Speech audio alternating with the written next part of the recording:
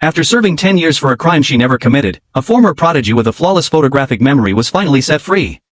But justice didn't come with a paycheck. She stepped back into society with nothing but $2 to her name.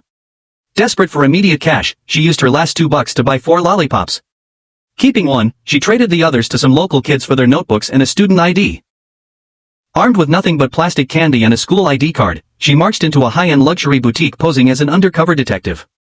She demanded the last 6 months of inventory logs, claiming she was tracking a massive theft ring. As she flipped through the pages, her hyper-retentive memory absorbed every single serial number and transaction date. By dropping a few calculated, authoritative remarks, she had the store manager completely fooled. Convinced she was the real deal, the manager willingly handed over several high-end designer bags to help with her investigation.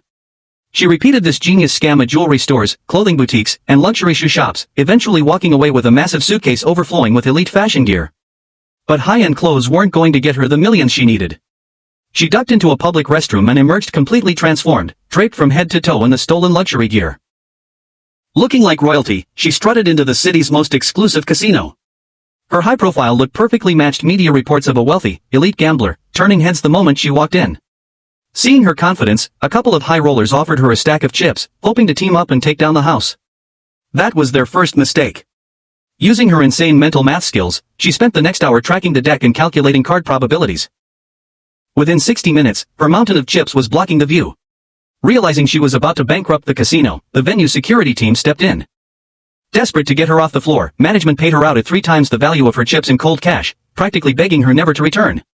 Just like that, she had secured her fortune. But she wasn't a thief. She packed the luxury goods back up and hired a courier to return every single item to the boutiques, sending a message to the owners that the investigation was closed and their inventory was safe. It was a flawless execution, except for one massive hurdle. Her strict parole officer was waiting for her. One wrong move, or one suspicious item found in her possession, and she would be sent straight back to a cell. Just as the officer demanded to search her bag, her defense attorney arrived in the nick of time. Knowing the legal boundaries, the officer was forced to back off and leave empty-handed. However, the tension didn't end there. The parole officer wasn't the only one suspicious of her overnight fortune. Even her own lawyer wanted to know how an orphan ex-con managed to bank $100 million within 24 hours of being released.